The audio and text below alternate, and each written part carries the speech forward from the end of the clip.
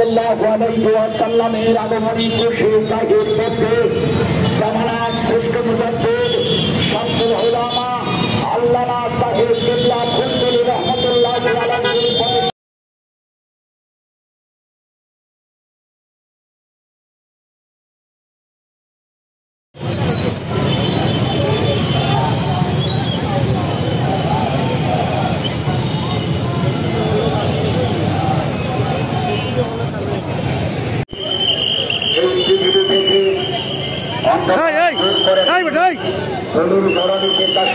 এসেছিলেন মানবতার মুক্তির দিশারি আকা ও মওলা তাজদারে মদিনা মুহাম্মদ রাসূলুল্লাহ সাল্লাল্লাহু আলাইহি ওয়াসাল্লাম।